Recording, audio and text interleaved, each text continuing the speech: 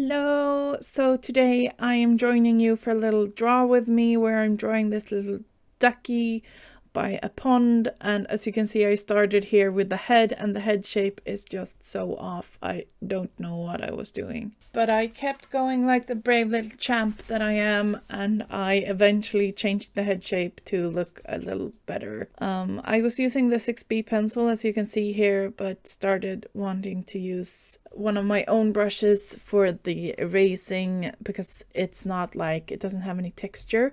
So it just works better with erasing since you don't get any like residue left over. Drawing this way with the line art is something that I have been enjoying a lot lately, and I either use the 6B pencil or a line brush that I made myself. So here I started adding the pond, and I didn't have any plan when I started doing this as usual. I just went for it and I wanted to draw a duck, so I drew a duck.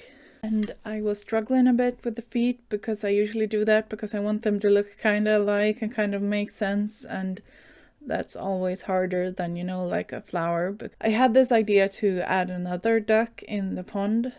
I didn't end up doing that in the end, but as you can see I struggled quite a bit with how to get it to look like I wanted.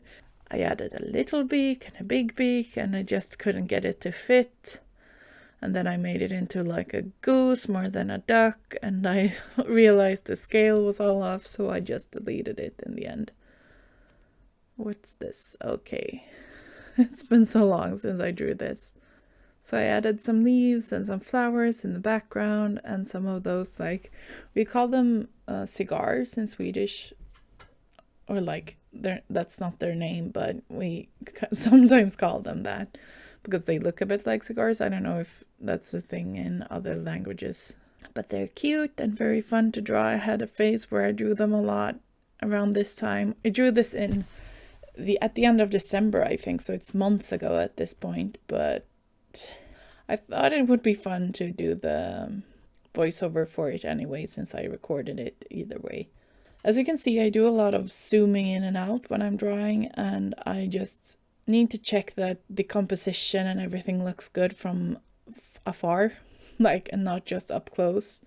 And it just makes it easier for me to realize, yeah, composition wise, how the piece is working.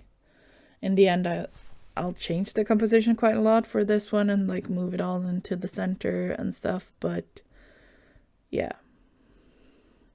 This little folded leaf is there now. I haven't done one of these commentaries in such a long time, and yeah, I'm struggling, bro. Who's bro? Realized the foot wasn't good enough and went back, and that was not good enough either, and that was okay, I guess. And yeah, drawing is hard. Drawing is really, really hard. I think about this point is where I had the idea for the little froggy in the lake, or the pond rather. And it's so cute. I always struggle with frog feet because like frog hands and frog feet they have like a specific look, and it's kind of tricky to draw, in my opinion, without looking creepy. Or whenever I draw it, it just looks weird or strange or whatever. So they often get just like paws. Like, I can say that word now, like the dog would have. It sounds like I'm saying pause, like you pause something, a video or something. Yeah, whatever.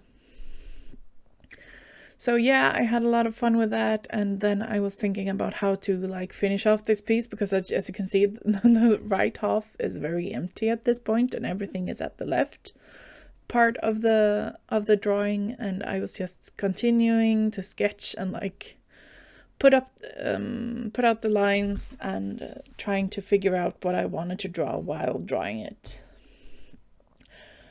For this one, I actually used the 6B pencil, as I said, in Procreate. It's one of my favorite brushes in Procreate, but it isn't the best for this kind of workflow that I use in this one. As you can see here, I'm moving it into the middle because I used the reference layer tool, as you can see later in this video, to fill in the shapes, and with a fill tool and a brush this textured as the 6B pencil, I just end up with a lot of like problems getting it to fill the entire shape and not like have little white specks in the line art because there's like paper shining through. I keep zooming in and out. I added that cloud for a bit. I don't know what I was thinking. Or it's a bush maybe. I don't even remember what I was drawing. I think it was a bush. Or meant to be a bush, but it's not. You can see the frog got paws instead of feet, or like frog feet, because I don't know how to draw them. I've actually moved on a bit from this style. Like, I do a lot of different art styles through my months of a year and change it up a lot, and I just can't stay with the same style for very long. I don't know if it's like a bad thing or a good thing, but if whenever I try to, I just get so unhappy and I just don't want to draw anymore if I try to like limit myself. So I'd rather be drawing a lot and have it be very varied than you know, like being super consistent visually and just be unhappy and don't draw. But this kind of line art style, at least currently, it's the start of April. I almost said March. This year is going by so fast. I am drawing a lot of like loose florals, and I want to do like a video about one of those as well. Here I'm just trying to figure out the composition again, which is why I just drew like on a separate layer a very quick flower to see if that would help the composition, and I realized it didn't, so it was good that I didn't waste a lot of time on it, because I usually don't like redo this line art. I usually use my first lines, because whenever I try to add line art on top of a sketch, I just end up hating the actual lines, and they just feel so stiff and boring, and they don't give me a lot of joy. Here I wanted to add some like pencil marks on the rocks and the flowers to make it a bit more organic. And I'm trying to draw very quick here, as you can see, to get the kind of like very loose and flowy shapes. And I think I really succeeded with that in this piece. This is one of my favorite pieces I made all year last year, because I just think it ended up so cute, and I love the colors in the end, and the little ducky became like a staple for me for a few weeks. Like, I drew him so many times because he's just so cute with this big head. And here I'm just keeping on adding flowers and little like, I don't know what kind of flowers they're supposed to be, but I guess like dandelion, like when they're past their bloom phase and have those seeds on them. I don't know what it's called. Moving around the duck. I thought it was a bit big.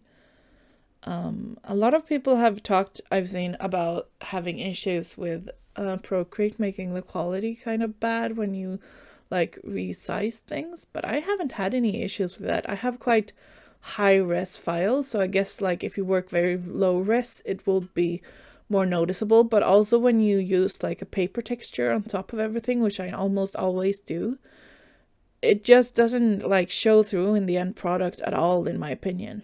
And I don't know if that's like, some people might think that's a weird way to work, but I think it all looks good in the end. And drawing digitally without being able to move things around would just be not as fun, in my opinion. And we're all about the fun here at by Jessica Elena. I don't know what we are, what I am, I should say. And here I still thought the like right part of the drawing was a bit empty, so I tried to figure out what I wanted to add there, but the cloud and the sun was not working for me. I think I just ended up adding stars in the end, which is always a good idea. Sparkles and stars, never a bad idea. Always enhances a drawing, in my opinion. It just makes it so magical. Here's a trick that I do oftentimes when I like, because the thing with drawing this way with like line art and like lined shapes overlapping is that it's kind of annoying when something goes in behind another shape. So what I do is I draw both shapes on different layers, and I just use the selection tool set to automatic, and I select the inner parts of the layer on top to delete the part that is overlap. Okay, I can't explain this. I give up. Maybe someone understood. So here you can see I added stars and it already looks way better. Oh yeah. I'm so predictable, but I guess that's good in its way. And a little bee. Oh, I love drawing little bees. Or butterflies, I don't know what they are. Little bugs. That's a dragonfly at least. Which is... But I realized it looked bad when it wasn't like outlined, so I just deleted the middles. Like when it was filled in, I thought it took too much of the visual like space. When it was just fully black, or black, it's dark red brown-ish color. And then I love the little blush that I added to the duck on this one. It just looks so cute. I loved adding all these like scratchy pencil marks, because when you tilt your pencil a lot, when you use the 6B pencil in Procreate, you get these like really, yeah, basically like when you tilt a colored pencil in real life, you get these like textured broad strokes rather than the skinnier other strokes. I wanted to add some interest to the stars, but I don't think I kept that in the end. What am I doing? Oh, I'm starting adding the colors. And here's, I don't know if it's too quick for you to see what's happening, but I made the top layer with the line arts. The line arts. I mean the line art. Into a reference layer. You just tap the layer picture with your pencil and you can click reference. And that way, when you use the fill tool, or the selection tool for that matter, on another layer, it follows the shape of the reference layer. So that way I can fill in the shapes behind the line art and just not have it, not have to fill in the colors on the same layer, because that way it's harder to change the colors and like adjust them and stuff like that. So I wanted to use some really warm colors for this, and as you can see here how I'm struggling with using the 6B pencil for the with the fill tool, since it's so textured. It just like doesn't really work with the fill, since it can't really like decide where it's open or close as easy as a like fully opaque line, which is why I made myself a textured but opaque line art brush after this. And I love it so much. Maybe I'll talk about that more some other day. Like here you can see also it's really picky with these. If you end up having little gaps. I know Clip Studio Paint has that like fill gap thing in their like fill tool, but I don't think Procreate has anything like that, and I kind of miss it sometimes. But overall I love Procreate so much, so it's okay. I'm really loving how this is coming along. I don't know, there's something about the all warm colors that feels so comforting and just nice. And here you can see a very good example of the like 6B pencil not being ideal for this workflow, because I keep having to fill in underneath the lines, which isn't a big problem really, but it takes a lot more time than the alternative. But also the 6B pencil looks very nice, so you have to decide, like, is it worth it? I saw someone actually who didn't know about how you can, if you use the fill on color fill in Procreate, you can drag your pencil from left to right to adjust how much it fills in. Like, if you drag it farthest to the right, you may fill in the entire page, because it just like ignores minor changes and just fills in way too much. And if you drag it all the way to the left, there's a little sliding scale at the top when you do this, and it just ends up like not filling anything in, maybe just like the blankest whitest space of whatever you're filling in. So that's a really useful like thing to use when you're filling something like this in, because you have to adjust that all the time to make the color fill in the right shapes, and not like the entire page. Like you've seen sometimes when it flickers like orange over the entire page. For me here, it's when like the fill tolerance is set too high. So yeah, I just keep filling in. It isn't that this isn't a very exciting part of the process, but I find it very soothing and nice to do. It just gives me a lot of joy to see the colors fill out the page and the piece transform into something new. Also, when that fill tolerance that I was talking about, you can sometimes make it fill more of the 6B pencil issues if you drag it further to the right, which is what I was experimenting with there like a second ago. Sometimes I want to change a color and then I just alpha lock a layer and paint over it, or just drag the color to it to change it. But if it's a lot of space, I tend to just or also you can click the layer and press fill the layer. When it's alpha locked, it will only fill whatever you have already drawn on that layer. And just filling in more grass and leaves. And yeah, that one was being annoying, so I had to fill it in manually. I really like those dark red, vibrant red, flowers. There's something about a strong red right now which just gives me so much power and energy when I look at it. Bright red flower is just so good. Especially together with yellows and oranges, and also a few greens, or in this case, I don't know what to call the color of the water here. Is it a green? I'm just changing it. It looks kind of blue, but that's just because all the other things are so warm colored.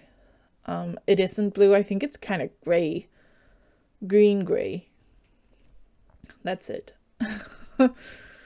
And then just filling in the last few stars and getting closer to finishing this.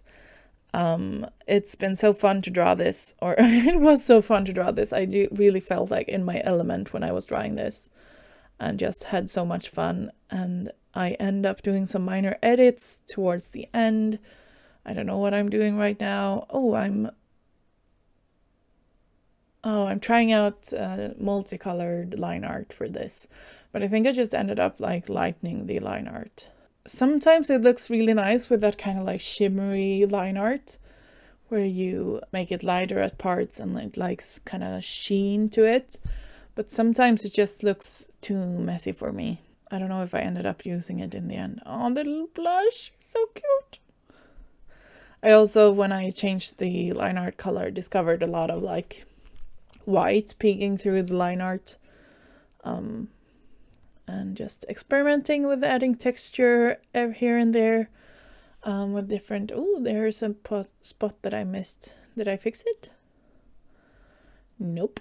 And here I'm just trying with curves. I do a lot of final edits and curves towards the end of a piece to see if the colors could do with some brightening or stuff. I really wish Procreate had adjustment layers rather than adjustment to a specific layer, so you could just place a curves layer on top of everything to lighten everything below it, you can in Photoshop and Clip Studio Paint and stuff like that. But I don't think it has any tool like that right now. If it doesn't, I don't know about it. I will be very upset. But someone please tell me if there is a way to do that, because I've experimented with making a layer on top of everything that is light yellow and setting it to overlay and stuff, but it just doesn't have the same effect. And here I'm trying out some halftone effects. I usually do this at the end where I merge everything into one layer above everything else, and I do some minor edits towards the end and add the chromatic aberration effect that I'm doing right now, and set it to lighten to get the line art to look more, I don't know how to describe it. I just love the way it looks. And then I check if the textures I have on top are at a good level, because it isn't a one size fits all in my opinion with the texture overlays. Depending on the colors and how dark and light they are, the overlay of the texture just doesn't always look. Experimenting with blending modes is so fun. I love it so much because I can change a piece so much if you just like change it up, the blending mode of something. And here I am doing some final stuff, like trying what background color, and here is the final piece with a slightly more warm toned background color, and just this cute little duck and this cute little frog singing to them. And I just love this piece so much. I hope you do too. Thank you so much for watching.